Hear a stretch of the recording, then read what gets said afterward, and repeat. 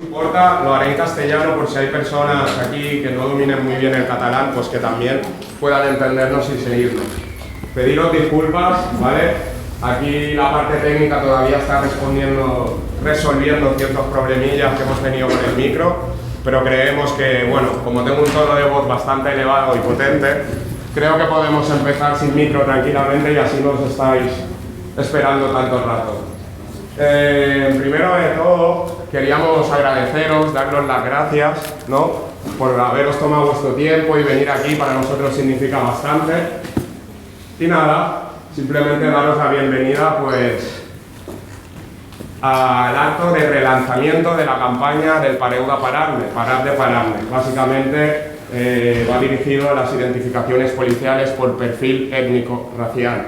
Es decir, que la policía para a cierta gente, ¿no?, a ciertas personas de esta sociedad simplemente por no ser personas blancas, ¿no? Da igual, por el color de piel, por la religión, cultura, etcétera, etcétera, etcétera, ¿no? Deciros que a mí esto me lleva pasando desde pequeño y había algún momento de mi vida que se me había hecho creer que eran paranoias mías o que yo veía demasiadas películas, ¿no? Con el tiempo, gracias también al trabajo de muchas compañeras y compañeros, pues le hemos puesto nombre, se ha investigado y finalmente, bueno, como bien dijo el mayor de los Mossos d'Esquadra, terminó reconociendo que todas las policías del mundo, como él decía, tienen un biaix racista, básicamente, ¿no? Entonces, esto lo digo para poner otra vez en el centro de que aquí no vamos a estar hablando de suposiciones ni ¿no? Ni tampoco vamos a estar fantaseando, de que estamos hablando de un hecho probado, ¿no?, sistémico, que afecta al día a día y a las vidas de gran parte de población que forman parte de esta sociedad, ¿no? Dicho esto, pues me gustaría deciros que este acto va a estar dividido en tres partes, ¿no? La primera parte va a ser como... La primera parte os decía que, como no puede ser de otra forma, vamos a estar otra vez, vamos a relanzar la campaña del Pareu de Pararme. Y muy importante también la presentación de la APP que se ha sacado para denunciar paradas racistas. Deciros que esta es la primera app en toda Europa que sirve para esto, ¿no? Y la idea de esto es intentar monitorizar, obtener un poquito más de datos, ¿no?, y poder contrarrestarlos así con los datos de la policía, que muchas veces, bueno, no digo que sean falsos, pero hay cierta opacidad a la hora de acceder a estos datos, ¿no?, y a la hora de poder analizar esta problemática que a tanta gente afecta. Deciros que después de esta presentación tengo el honor y voy a tener el honor de estar presentando a dos de nuestras ponientes. Por un lado tenemos a Ainhoa Duhaibi, ¿vale? Ella es investigadora sobre dispositivos de racismo institucional y de Estado, ¿vale?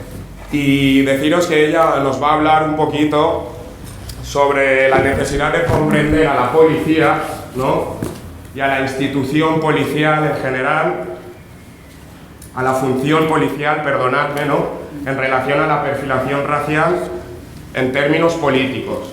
Es decir, si he entendido bien un poquito qué se esconde, qué políticas hay detrás de todas estas identificaciones por perfil étnico, ¿no?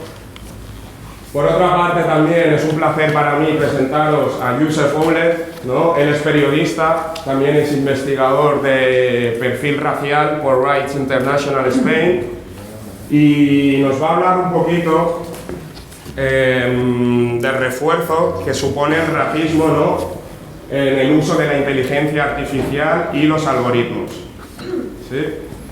Luego, deciros que podremos disfrutar también en la segunda parte de la obra, ¿no? Tenemos preparada la obra de teatro Parad de Pararme, que lleva la asociación Hibiscus, ¿no?, que es una asociación de teatro político, entre otras cosas, que nos deleitarán. Gracias. Bueno, creo que no hacía falta, pero gracias, ¿no?, que podamos disponer de este micro por aquí, ¿no?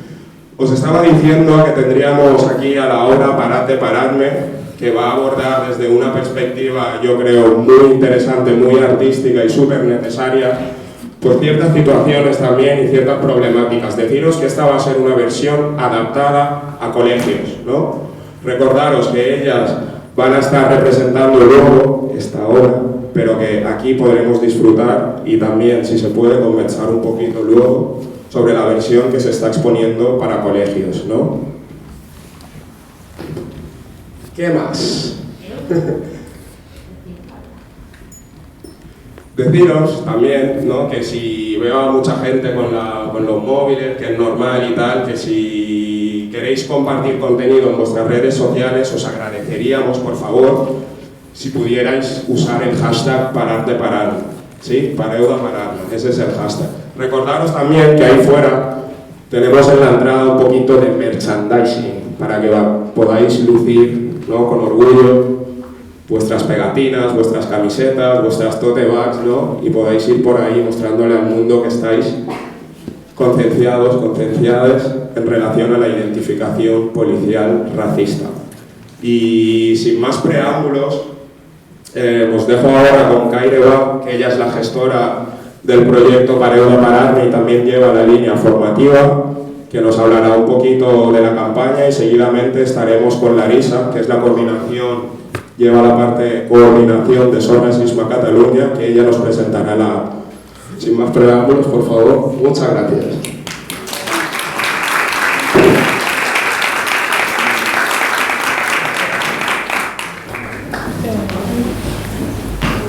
Bueno, lo siento mucho, en primer lugar, por todo este drama. Yo ya aviso que estoy un poco al borde de un ataque de nervios, o sea que si me oís que la voz me tiembla, pues es por eso.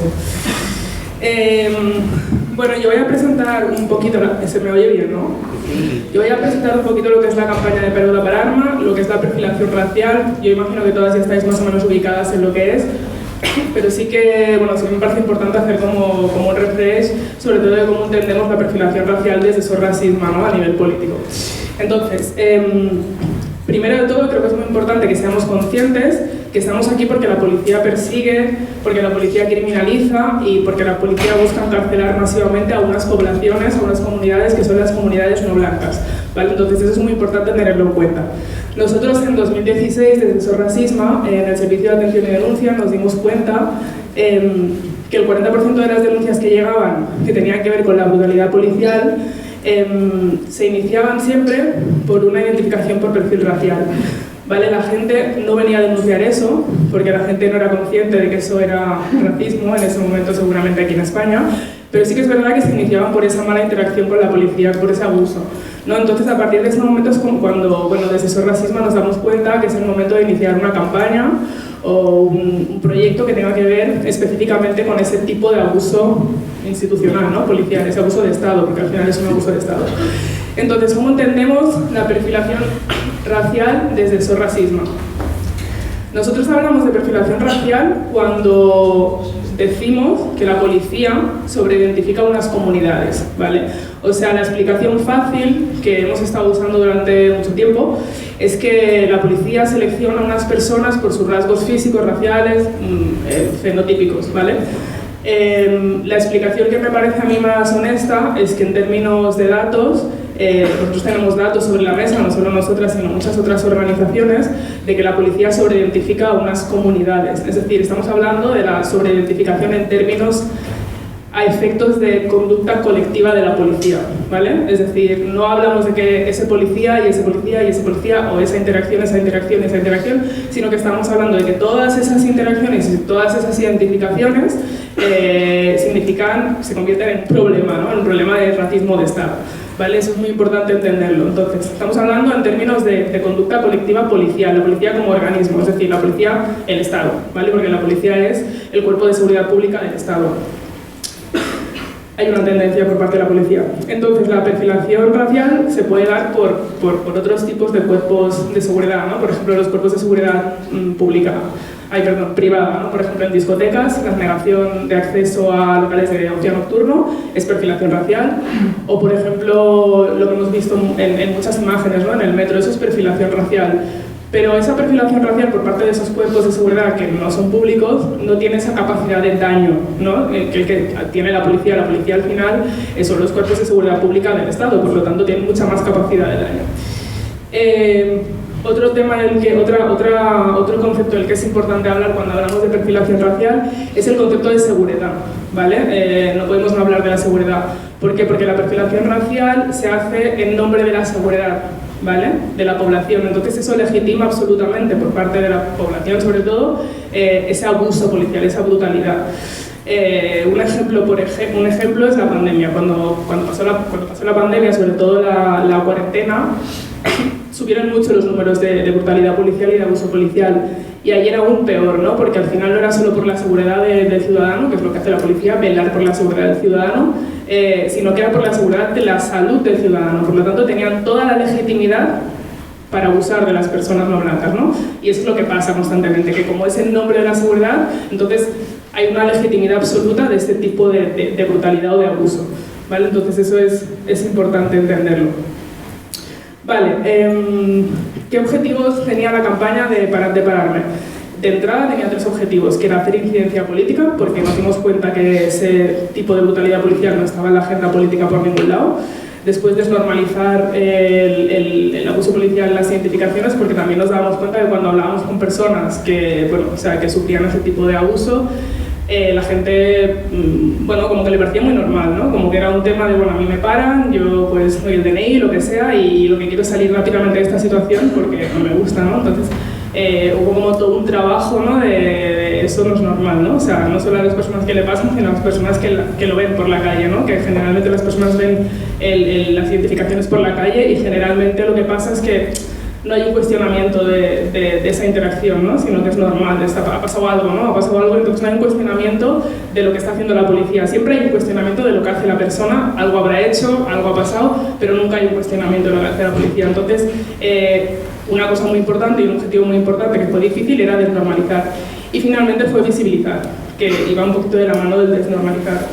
Entonces ahora os presento un poquito los datos de los que partimos, porque nosotros en 2018 publicamos un informe que se llama La Parença dos motius, que lo publicamos desde Racismo, lo escribimos desde la campaña Parauda per Arma con mi compañera Mónica, que está por ahí, que ahora ya no está en SOS.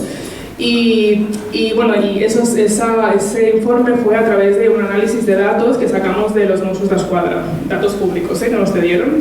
Entonces, los datos que salieron de ese informe son bastante importantes porque nos daban una visión de mucha desproporcionalidad a nivel de identificaciones. Entonces, solo 4 cositas muy rápidas. Lo que salió de allí, que por cada español se identificaban 7,4 de extranjeros. Por cada persona española se identificaban 7,4 de personas extranjeras. La población extranjera aquí en Cataluña solo representan el 13% de la población, pero el 54% de las identificaciones eran a este 13% de la población. Por lo tanto, lo que os decía es proporcionalidad. Y el motivo de identificación también era muy importante, porque el motivo de identificación mayoritariamente de las personas españolas cuando se las identificaba era robatorio en força, ¿no? En catalán, robatorio con fuerza. Y el motivo de identificación de personas extranjeras era control de seguridad de paso, por lo tanto como que no había una razón real, ¿no? Mientras que cuando se identificaba a españoles claramente sí había pasado algo, ¿no? Y bueno, os dejaba estos datos básicamente para que supierais de dónde partíamos, ¿no? Ahora estamos en la tarea de publicar otro informe que seguramente saldrá a mediados de año, pero de momento tenemos estos datos que son suficientemente importantes. Y bueno, yo ya está, era muy rápido, era presentar la campaña y el tema de la perfilación racial. Y ahora,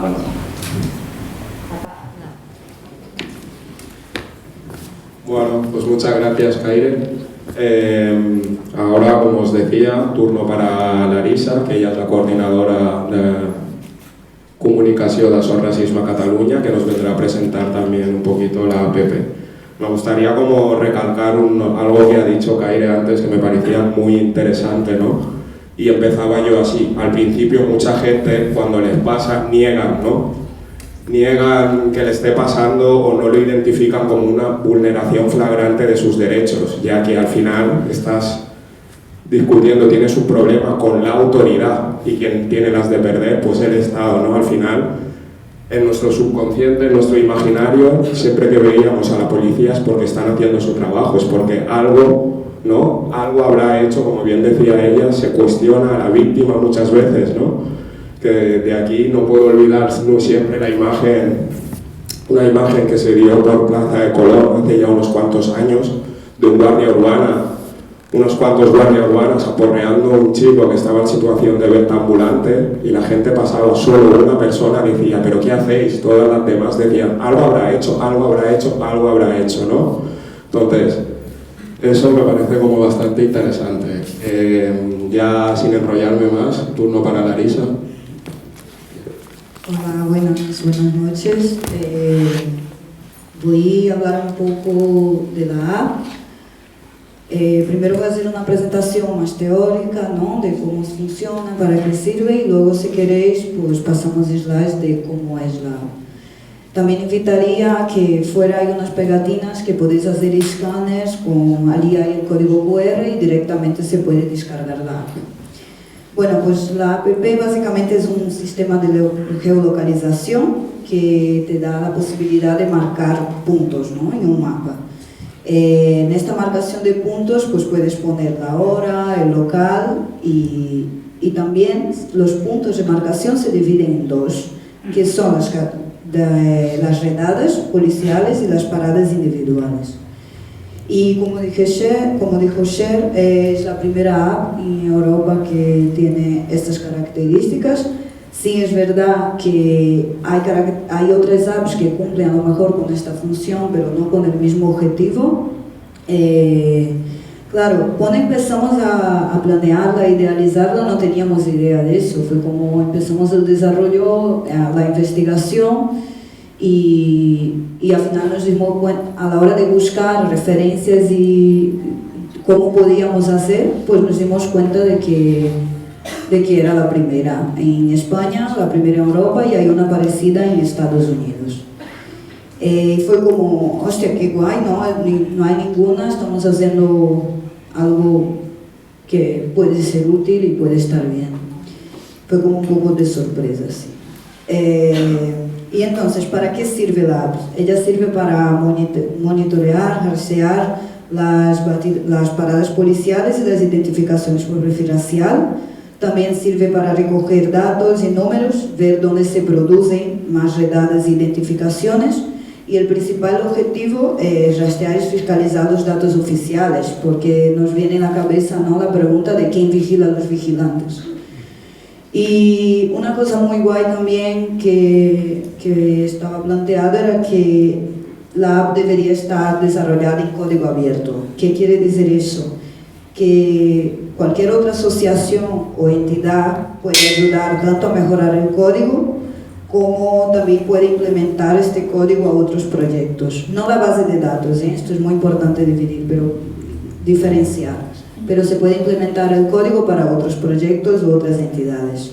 Así que, además de cumplir con el objetivo además de servir para el racismo, por el SAI y para la campaña Pareu de Pararma, también busca ser como este servicio público, ¿no?, para otras colectivas o entidades. Vale, por ejemplo, si yo tengo una asociación que trabaja con temas de la transfobia, pues se puede utilizar para implementar, para identificar casos de transfobia en diferentes zonas de la ciudad.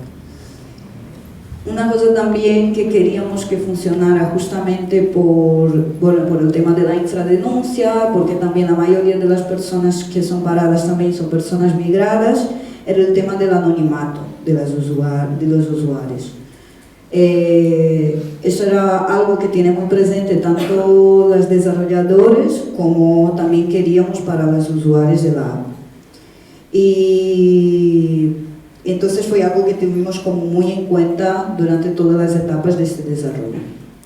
Porque, claro, queríamos garantizar que las personas por algún motivo que no quieran exponerse, pues también podíamos catalogar y recoger estos datos, sea por su situación de irregularidad o por cualquier otra situación.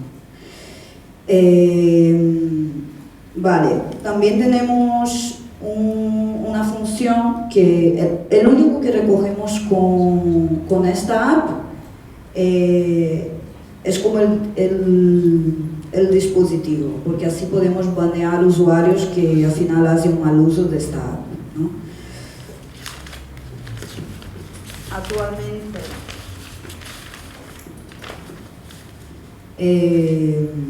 vale, todos los datos que nos llegan están cifrados, encriptados y aunque nos pidieran estos datos no le tenemos.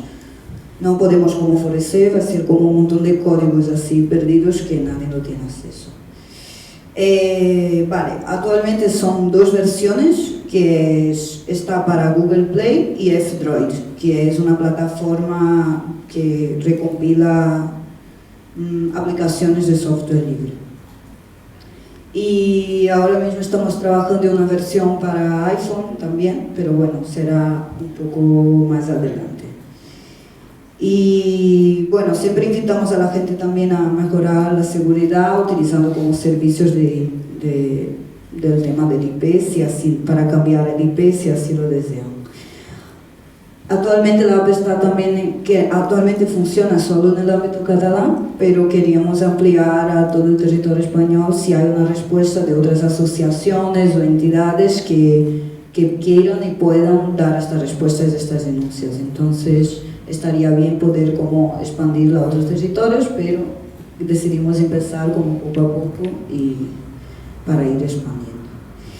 Entonces, no lo sé, ahora quería enseñar un poco cómo funciona. Si queréis podéis descargar la app también con las pegatinas. Cuando descargas la app, la primera pantalla básicamente que aparece es el reconocimiento del CAPTCHA, básicamente para evitar mal uso también, es un filtro que decidimos ponerlo. Y luego hay que poner el código y ya da acceso. El sistema de geolocalización dice más o menos dónde estás y tienes que dar en este botón de alerta y te aparecerá esta pantalla. Y aquí en esta pantalla, para crear la alerta, pues tendrá como identificar las dos categorías, identificación personal o redada policial.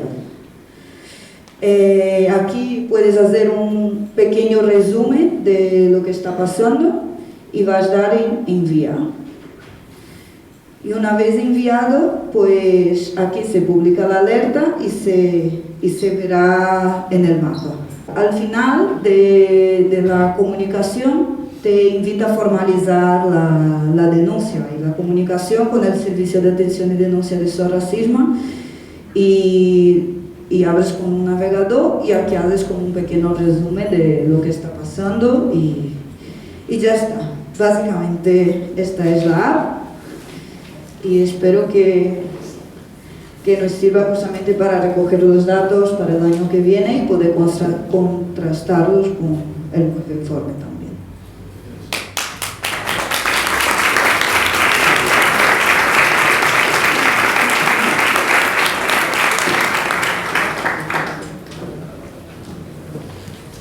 Muchas gracias, Larisa.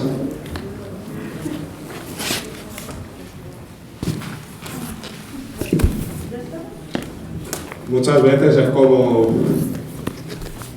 denunciar para qué. Eso es lo que pregunta la persona que ha sufrido, ¿no? Y ahora os preguntaréis, ¿para qué una app realmente es necesaria? Yo creo que la mayoría de las personas que están aquí sí que lo encuentran necesario. Pero al final sí que hay una cosa que es muy cierta, ¿no? Y la realidad es que lo último que quiere una persona que muchas veces la identificación policial por perfil racial es la puerta de entrada a otras vulneraciones de sus derechos, como puede ser una paliza o un arresto, etcétera, etcétera, etcétera. Lo último que quieren es seguir ese hilo, lo único que quieren es pasar página muchas veces, ¿no? Esto lo digo porque es tan necesario que denunciemos este tipo de actos, tanto si somos testigos como si somos personas que lo estamos viviendo, ¿no? Es muy importante la denuncia. Pese a que pensemos que no puede llegar a ninguna parte, como antes os he explicado bien, es importante porque nos ayuda a monitorizar, nos ayuda a poner datos, porque luego nos encontramos que el sistema o el Estado en general, cuando se denuncia racismo, nos preguntan que dónde están los datos, que a ellos no les consta, que racismo aquí en España o Cataluña, que on es, ¿no? Entonces, después de esta maravillosa presentación, creo que no puede quedar vacío concienciar a todas las personas que están aquí, que seguramente lo estáis, a que siempre, siempre, siempre que abráis los ojos, que estéis atentas, ¿no? Que siempre que estéis ante una identificación ¿no? O ante una actuación policial en la que creéis que puede haber algún sesgo racista, que en la medida de lo posible que prestéis atención, ¿no? Y que con esta app, aunque no sea a ti mismo, puedes denunciar otra identificación que ha pasado, porque esto va a ayudar, ¿no?, a seguir hablando de este tema, a seguir visibilizándolo y a seguir combatiendo, ¿no?, todo el tema de las paradas policiales racistas. Muy bien, la primera parte, seguimos con la primera parte, perdón.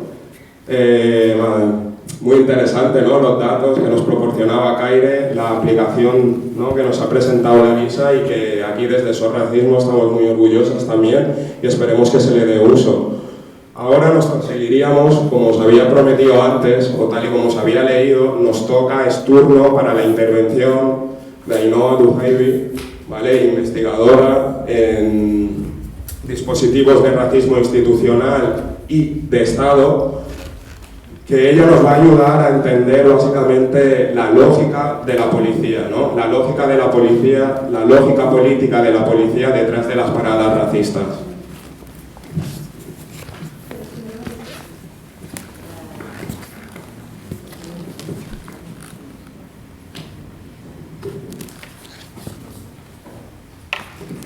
Podéis subir los dos si queréis, las dos. El orden que yo tengo, primero va Nadia, pero que es igual. Si queréis, podemos empezar con Yusef, si lo preferís, ¿sí? ¿Quieres empezar tú, Yusef? Pues bien, como os decía antes, bienvenidas, bienvenidos. Ahí tenéis un agua para que no se os seque.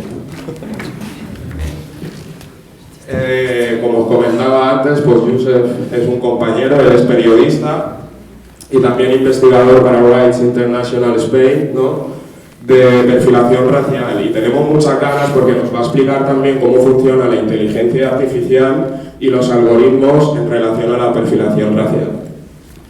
Gracias. Muchas gracias. Sí, me quito la mascarilla, ¿no? La distancia suficiente. Bueno, primero de todo, muchas gracias a los compañeros y las compañeras de Pareu, de Pararme, por la invitación, y a toda la gente que habéis venido aquí esta tarde. Bueno, no tanto explicar cómo funcionan, ¿no?, los algoritmos, porque bueno, es algo todavía muy complejo, ¿no?, y que se está investigando y que se está analizando, pero sí intentar hacer una aproximación, ¿no?, a cómo están funcionando en la sociedad de hoy. Pero antes me vais a permitir que diga que bueno, que hace tiempo, ¿no?, que en otras organizaciones antirracistas que estamos intentando sacar aplicaciones de este tipo y no lo hemos hecho por muchos motivos del antirracismo.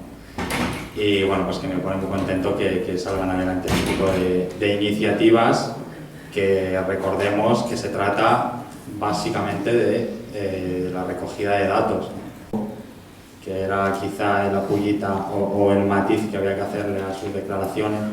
Pues el director general de la Policía Nacional del Estado Español señalaba que a él le constaba que no existe eso de las paradas policiales por perfil racial y que él no lo iba a permitir en el Congreso de los Diputados a respuesta de María Dantas, y que eso del racismo institucional no existe, ¿no? Entonces, si se recogieran estos datos, pues como dice Fatih Al-Mouani, al final el Estado tendría que reconocer su racismo y tendría que estar luchando contra sí mismo. Dicho eso, yo no estoy aquí tanto para hablar específicamente del perfilamiento racial, que es algo que llevamos muchos años intentando descifrar o investigar o proponer algunas formas de paliar o de corregir esta práctica institucionalizada y negada sistemáticamente por las instituciones, por mucho que aquí estemos diciendo que es evidente, que es innegable, objetivamente es innegable, lo es, pero negada sistemáticamente por las instituciones, y que esto es un trabajo que hemos desarrollado durante los últimos años en Rights International Spain, sino que estoy también un poco para hablar de un proyecto que hemos lanzado recientemente. Es tan reciente que todavía no tenemos ni nombre, pero bueno, somos un grupo de personas descentralizadas que de diferentes puntos, no solo de España, sino que estamos intentando pues hablar de otro tema que se suma a todas estas problemáticas que ya tenemos en cuanto a la discriminación racial, que es el tema de los algoritmos y la inteligencia artificial.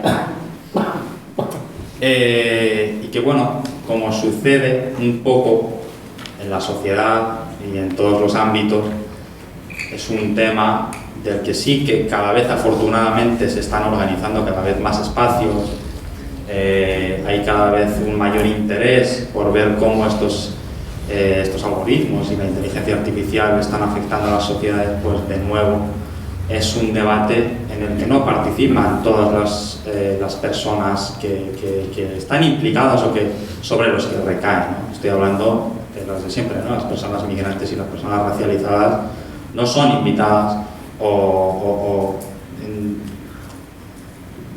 contadas ocasiones, ¿no? Quizá esos foros en los que se debate acerca de las consecuencias de la inteligencia artificial, ¿no? Y de las consecuencias que tiene, ¿no? Y bueno, al final lo que nosotros queremos hacer es un poco señalar cómo pues todo este ámbito contribuye a reforzar el racismo existente y el colonialismo existente, ¿no? Y hacerlo, por supuesto, desde las voces racializadas, porque es importante que las personas racializadas, las personas migrantes, participemos en ese debate, ¿no? Porque, bueno, incluso ese marco que se está debatiendo tiene sus matices, ¿no? Porque es diferente cuando se refiere a la población ciudadana europea y es más laxo en el sentido de que no respeta los derechos en cuanto se habla de poblaciones del sur global, ¿no? Sobre las que se aplican este tipo de mecanismos, más adelante veremos que estoy refiriendo, por ejemplo, a la recogida de datos biométricos, ¿no? Que son impensables para la población europea, ¿no? Pero que, sin embargo, de hecho hay como distintas bases de datos, ¿no? Unas que se enfocan en las personas europeas, pasaporte europeo, y otras que se enfocan en las personas del sur global, como he dicho, ¿no? Y esto sucede a pesar, ¿no? de que ya hay varios organismos internacionales que han señalado, ¿no? que lo que viene a hacer esta normativa que se está debatiendo en la Unión Europea es afianzar la discriminación racial, ¿no? He hablado, ¿no? de los datos biométricos, pero bueno, es conocido, ¿no? que todo el software del reconocimiento facial pues es muchísimo menos exacto cuando trabaja sobre los rostros de las personas racializadas, ¿no? Generando, por ejemplo, pues que estas personas sean detenidas de forma indebida, ¿no?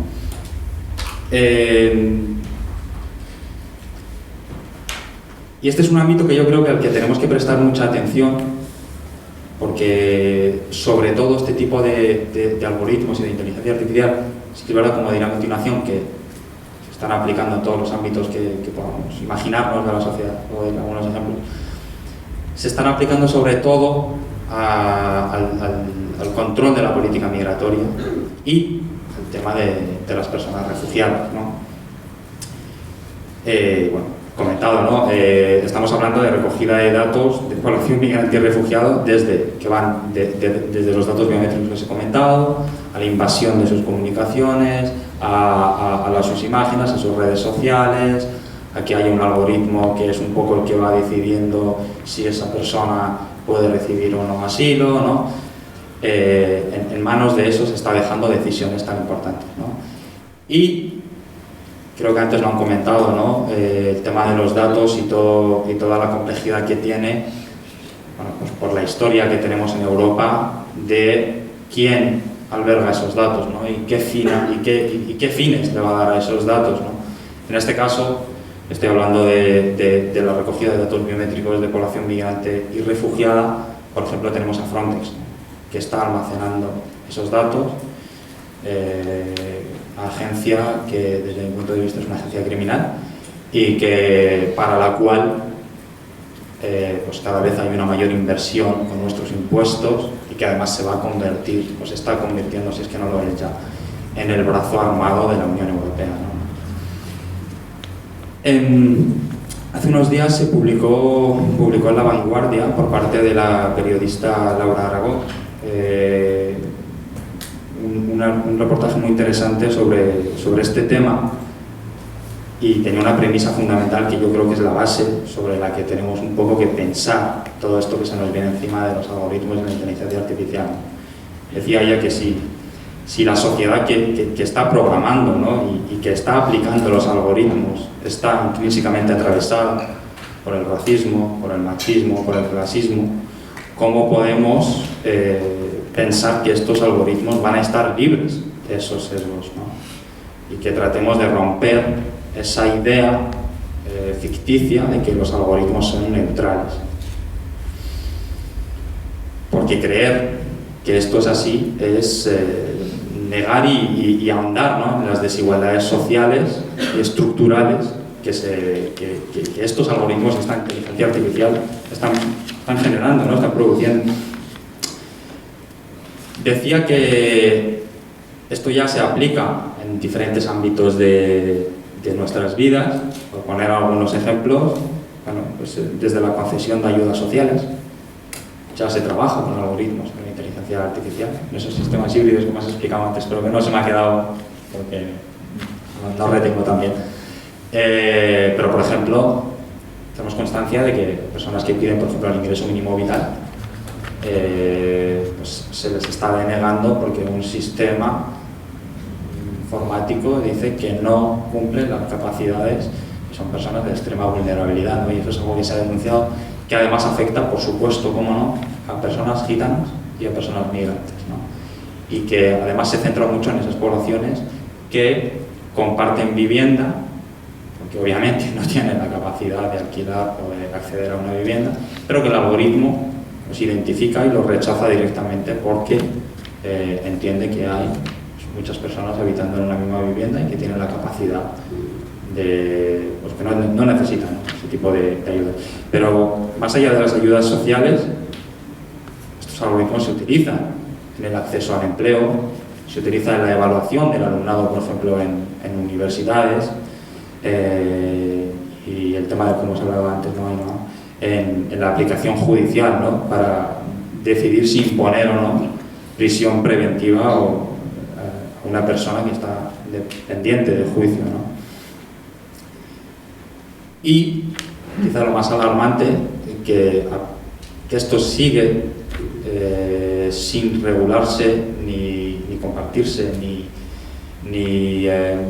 mantener un debate, ¿no? Quizá a nivel político, social, transparente, a pesar de las diferentes instituciones o organismos más bien de derechos humanos que señalan que muchos de estos algoritmos, como este último que os he comentado, ¿no?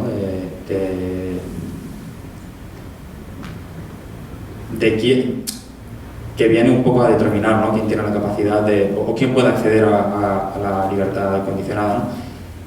Lo que dicen estas instituciones es que muchos de estos algoritmos utilizan la raza como un factor de riesgo. Y eso está pasando, ¿no?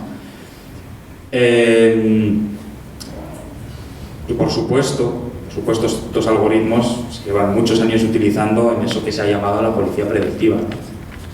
Es decir, los algoritmos que vienen a decidir qué cuerpos o qué lugares pues son zonas, ¿no? donde es más probable que tenga lugares, que tenga lugar crímenes, ¿no? Y por supuesto pues discriminan, ¿no? a través del perfil racial, y llevan pues al señalamiento de barrios obreros con fuerte presencia migrante y racializada como lugares donde encontrar frecuentemente delincuentes con mayor probabilidad, ¿no? Y en base a eso se destinan los recursos policiales. Esto está totalmente vinculado al tema del perfilamiento racial, porque además tiene una misma lógica, ¿no? Quizá el perfilamiento racial, una de las consecuencias más directas es la criminalización social que genera, ¿no? Lo que comentaba antes el compañero, de cómo, bueno, pues, ven a un mantero que le están aporreando, que le están golpeando, y bueno, pues, es negro, como lo habrá hecho, y la policía es el garante de la seguridad y a mí me protege, y por lo tanto, policía, seguridad, persona negra, inseguridad, y así es como se construye ese imaginario racista, ¿no? Y un poco en ese sentido, pues actúan, ¿no? Estos algoritmos que os he comentado de la policía predictiva, ¿no? Que retroalimentan, ¿no? La criminalización de estos grupos raciales y se envía a policía contra personas y en barrios en los que ya de por sí hay una excesiva presencia policial, independientemente de las tasas de criminalidad, por ejemplo, que podría ser un indicador que invitara a la policía a destinar los recursos a uno u otro lugar, ¿no? Por supuesto, comentaba antes el ejemplo de cómo se está aplicando para determinar quién tiene derecho al asilo, ¿no? Yo recuerdo un caso de un chico que, bueno, a través de un programa informático le encontraron unas fotos de hacía no sé cuántos años y eso le rechazó, impidió que el chico accediera al sistema de protección oficial, es decir, que afecta directamente al derecho a la vida. Pero no únicamente, ¿no? Porque el derecho más fundamental es la vulneración de la intimidad, ¿no? de la privacidad, mejor dicho. Y otros derechos pues, como la salud, como la educación, la libertad de expresión, de movimiento y por supuesto de reunión y de manifestación, ¿no? Quizás este es un debate que está mucho más maduro no sé si maduro la palabra, en Reino Unido y en Estados Unidos que aquí en España. Pero bueno, allí los barrios de mayoría de personas, sobre todo personas negras y personas latinas, bueno, pues son lugares, ¿no? Donde la policía aplica de forma normal estos programas de reconocimiento facial. Y quienes pasan por allí son identificados por las autoridades cuando las autoridades quieran y sin ningún tipo de derecho a la privacidad, aunque estén atravesando esos barrios, aunque vayan a comprar a una tienda de esos barrios, aunque no vivan en esos barrios, no tengan nada que ver con esos barrios, ¿no? Claro, y muchas veces se dice, bueno, no pasa nada, ¿no? Como que no tengo nada que ocultar y pues, a mí que me importa que me vigilen o que me cojan la cara, ¿no? Pero es que bueno, una cosa es estar siendo vigilado e investigado bajo una orden judicial y otra cosa es estar siendo vigilado o objeto de vigilancia masiva sin ser sospechoso de nada y sin estar implicado en ningún tipo de delito, ¿no? Bueno, pues claro, si tú a esto le sumas el factor racial, pues bueno, pues serán situaciones como las que en estos países de que la policía utiliza estos mecanismos. Uy, ¿sí? ¿Te has tocado la risa? Bueno, que yo, mientras pueda gritar, yo no sé tú, Ainhoa, pero acabo las pilas. Puedo gritar. Y que bueno, que la policía utiliza estos mecanismos pues, para lo que la policía viene utilizando la mayoría de sus mecanismos, ¿no? Para controlar y asediar y acosar a determinadas personas y sobre todo a determinados grupos en función de su condición racial, ¿no? ¿Sí? Y claro, tampoco se suele repetir con frecuencia que una cosa es Estados Unidos y otra cosa es España, ¿no? Por el tema del racismo, el Estado español.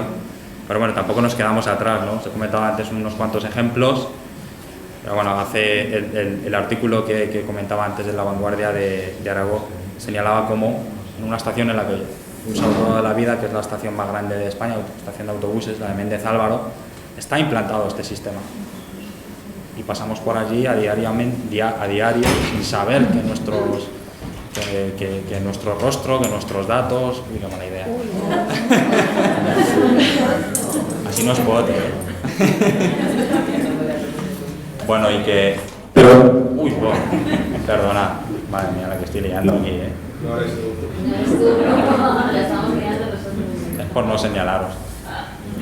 Y bueno, que por ejemplo, esto ya se está aplicando en España, ¿no? Ya se está aplicando en el Estado español y ya se está recogiendo y no tenemos constancia de ello, que es lo peor, ¿no? Y cuando tenemos constancia de ello, no somos conscientes de las implicaciones que conlleva. Entonces, si me gustaría que quedara como en la idea de que, bueno, la idea, ¿no? La necesidad de romper la opacidad que tiene este mundo y la necesidad de exigir transparencia y marcos regulatorios que nos permitan saber ya no solo si se están utilizando o no estos procedimientos, sino saber sobre quién, para quién recoge esa información y para qué, ¿no? Bueno, por ir acabando,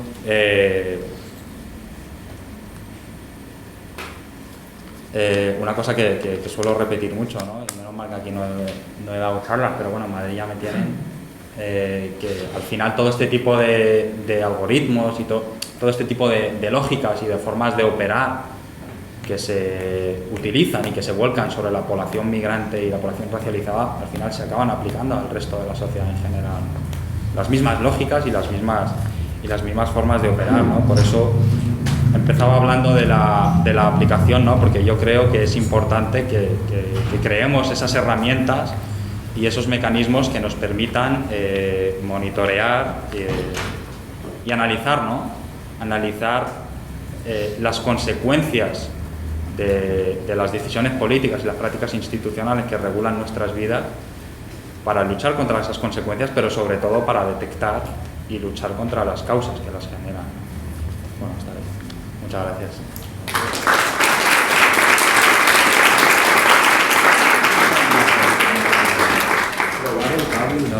¿Eh? Vamos. Hola. Bueno, grito. Sopla, dale un golpe. Bueno, voy a intentar... ¿Se me oye bien? ¿Sí? Voy a intentar mantener este tono de voz. Gracias, Josep, siempre... Y gracias a todos. Siempre es bonito como compartir espacios de charla, diálogo, ¿no? Con gente con quien llevas trabajando tiempo, ¿no? Como así un poco en familia. No sé, no pasa nada. Y súper importante todo esto que estaba contando Josep, esta idea de la introducción de las tecnologías en el mundo policial, ¿no? Que es casi como esa idea de la policía sin la policía, ¿no? Entonces, ¿qué hacemos cuando de repente eliminan las personas policías, pero policiar sigue, ¿no? Que igual nos sirve un poco para lo que yo he venido a contar. Entonces voy con ello. Voy a hacer una cosa entre leer y veros. Me siento un poco popstar con esta lista. Entonces,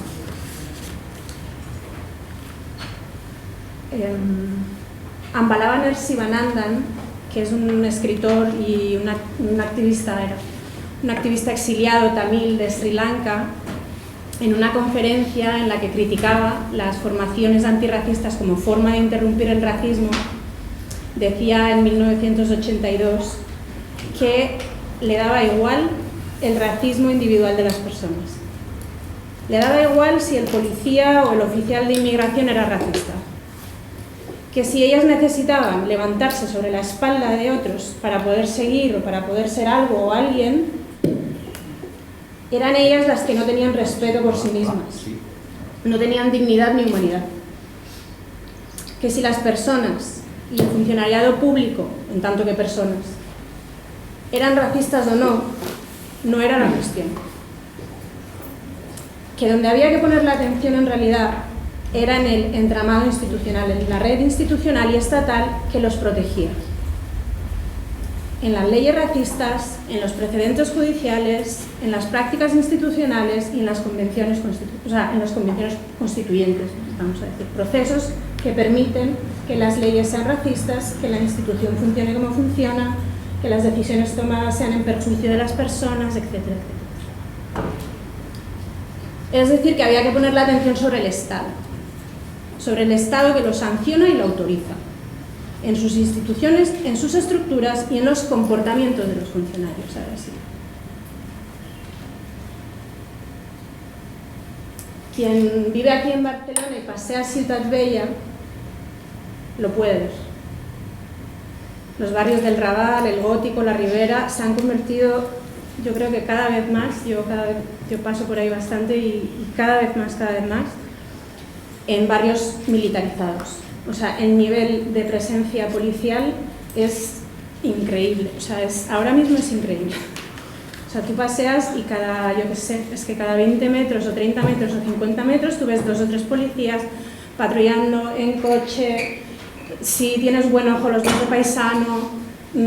Hay muchísima policía en estos barrios. El estado policial es muy tangible en estos barrios. La Plaza Negra, otros lo llaman el Forat de la Vergoña, las calles de alrededor, Carrer Hospital, Robadors, etc. Son los barrios que yo conozco, pero hay muchísimos otros en la ciudad de Barcelona, periféricos, donde también está muy presente la policía. Si bien es verdad que yo creo que en estos barrios donde confluyen turismo y precariedad, quizás la presencia de la policía es todavía mayor, ¿no? Porque tiene que proteger a unos en detrimento de otros. Habitualmente, la policía es enviada a aquellos barrios y zonas donde el daño social producido por las formas de explotación capitalista desbordan el orden público. El capitalismo tiene sus contradicciones. ¿Sí? El capitalismo, el sistema económico que tenemos, tiene sus contradicciones. La economía de la calle y las violencias que se asocian a ella son solo algunas de ellas. En realidad, que haya violencia no es tanto la cuestión. Ahora, que esa violencia vuelva o de alguna manera repercuta en el rédito político, económico o social de sus responsables, es cuando se le quiere poner medida. Para ello se va a utilizar la policía y el cumplimiento de la ley. En Barcelona, como 3.500 guardias urbanos. Cataluña creo que hay alrededor de 17.000 y se quieren implementar como otros, no sé si eran 6.000, bueno, hacia 22.000 vamos. El Estado español es uno de los países más militarizados de la Unión Europea, de hecho. Cataluña y el País Vasco, si no me equivoco, se llevan un poco la palma de esto. No sé si Madrid también, no tengo datos.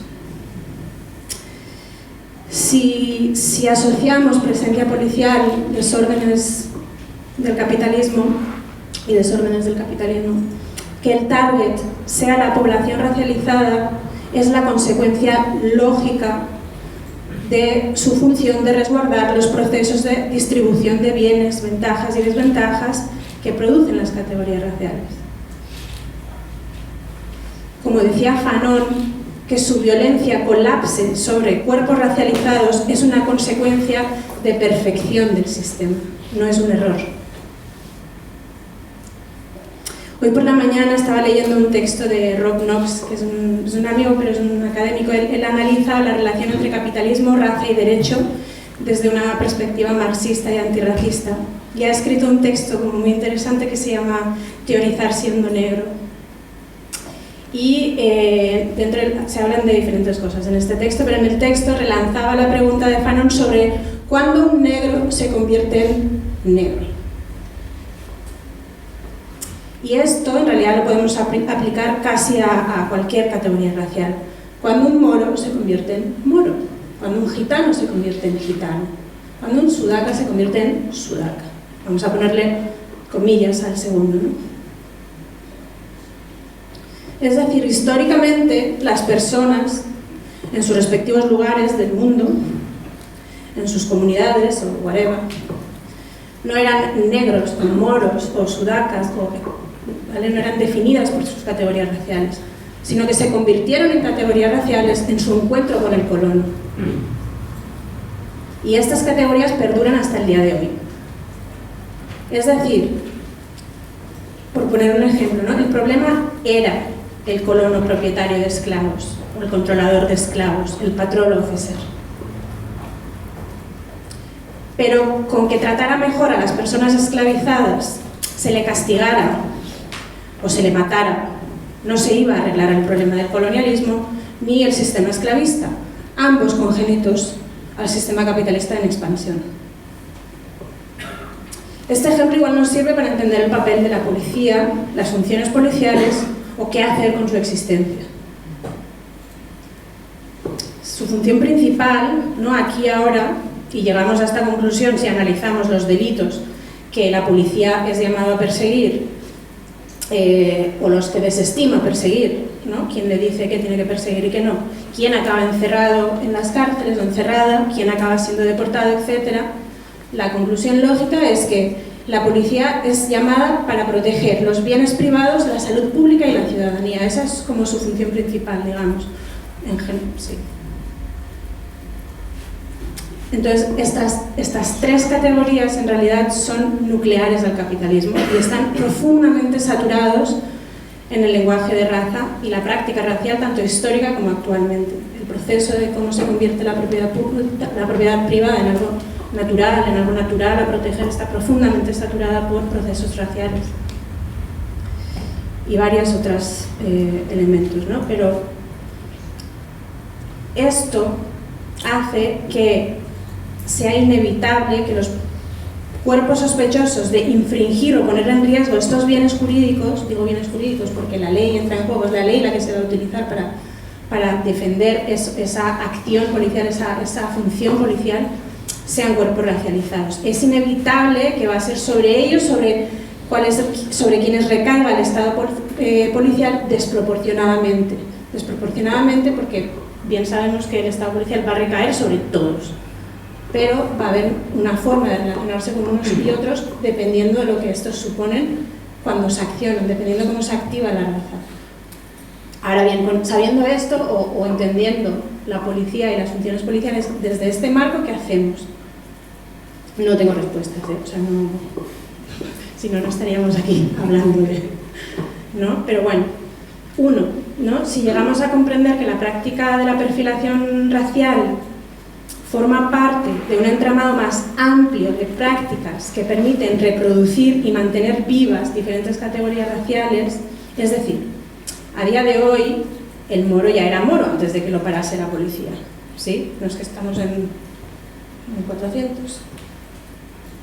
La colonialidad se ha encargado de que esto sea así, pero se reifica cuando se le para, se le somete al cacheo, se le expone públicamente para que todo el mundo lo vea. La policía convierte a moros en moros, a negros en negros, gitanos en gitanos, cada vez que los para, día sí y día también, reproduce raza, cada vez que lo para. Y cuando hace esto, también convierte al blanco en blanco. No solo es una práctica que produce raza hacia un lado. Cuando pasa esto, le está diciendo a la gente que no es parada que ellos serán las protegidas, que ellos podrán circular libremente, etcétera, etcétera. Hay varias cosas que están pasando ahí a la vez. No solo se está criminalizando a las personas racializadas, se está generando un sentido de seguridad que hace que determinados cuerpos sean sospechosos y determinados cuerpos libres de sospecha. Ante esto,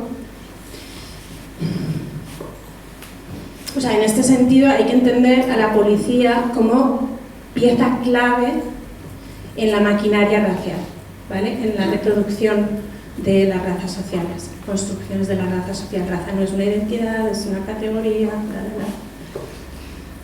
Por eso el negro no era negro antes de que encontrara el color. Vale, esto es importante. Para no naturalizar la raza. Si naturalizamos la raza, naturalizaremos el racismo, quiero decir, y esto es como importante. Y ahí estamos todas medio locas, ¿no? Intentando como adentrarnos en quiénes somos sin naturalizar. Bueno, no voy a entrar en esto, no es una locura. Bueno, vale, pero entonces ya como para acabar, ¿no? Ante esto y ante la opacidad de las prácticas racistas de la policía, la sistematización de estas prácticas nos va a dar información sobre cómo operan, dónde operan, etcétera, ¿no? Entonces puede, en este sentido, entiendo yo esta propuesta, este trabajo de ir vigilando al vigilante como una herramienta que necesitamos utilizar estratégicamente, ¿no? Para saber, yo qué sé, sus zonas calientes, sus zonas de criminalización y nuestras zonas de inseguridad, seguridad, ¿no? Quizás también se puede empezar como herramientas que puedan servir para hacer campañas de presión, incidencia institucional, como bien ha dicho Kaire antes, o lobbying, ¿no? Y a su vez es obvio, ¿no?, que no podemos quedarnos ahí, que la idea no es saber dónde opera la policía para movernos y que no nos pille, porque eso sería como una especie de adaptación al estado policial, sería dejarlo ser como es, ¿no? Y es obvio también, esto hay que tenerlo claro, bueno, yo desconfío, que la historia nos dice que no podemos confiar en el Estado y sus instituciones para promover los cambios que el mismo Estado y sus instituciones pusieron ahí en primer lugar.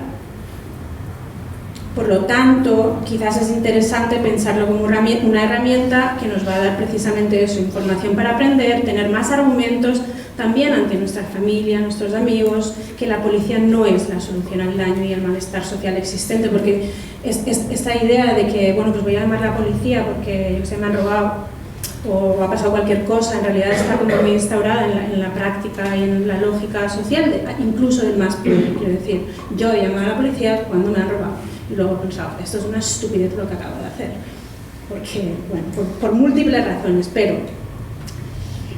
hay que pensar en otras posibilidades. En definitiva, que más policías racializados y más fempolis no van a cambiar que el hecho de la policía sea la policía también, porque la deriva de la policía de Barcelona es ir hacia la policía diversa, hacia más mujeres en el cuerpo policial, como una forma de sensibilizar la policía, como una forma de mejorar, yo que sé, la relación policial, entre desconflictuar la realidad que existe entre la relación de la policía y determinada población, ¿no? Sino que yo creo que además es problemático porque va a ocultar todavía más el entramado de violencia que está detrás de la existencia de la policía. Y que quizás detrás de todo esto, o sea, todas estas herramientas son en realidad herramientas que nos deben de servir en este horizonte deseable, utópico, que es en realidad lo que pues, Angela Davis, Ruth Gilmore y otras gigantas llevan años planteando, que es organizarnos política, económica y socialmente de manera que hagamos que la policía pueda quedarse cada vez más obsoleta. Es decir, esa idea de abolir la policía no es hacerla desaparecer, sino organizarnos y crear formas de relación y movernos de forma, o sea, sí, organizarnos y cuidarnos socialmente de forma que la existencia de la propia policía quede obsoleta, ¿sí?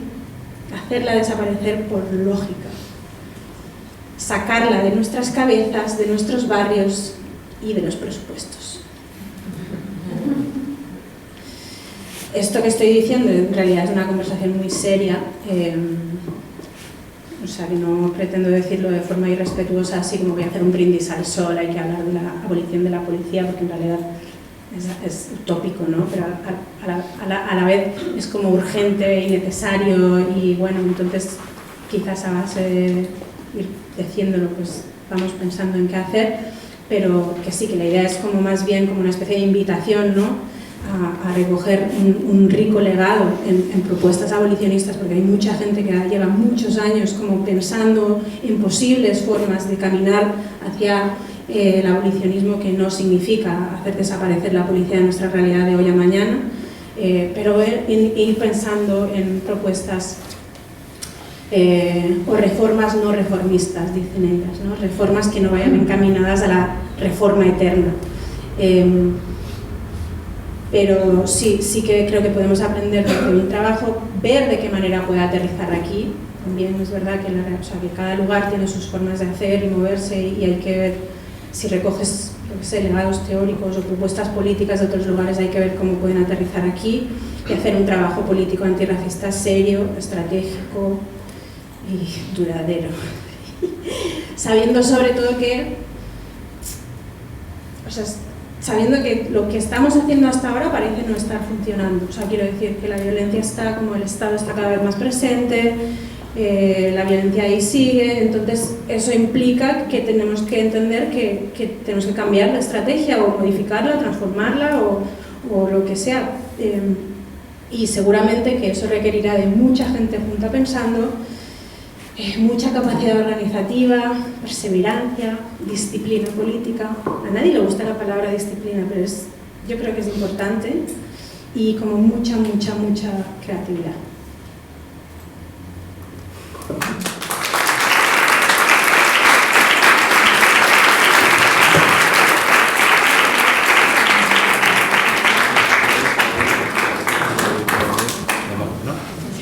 podéis quedar, también si queréis. Nada, muchísimas gracias.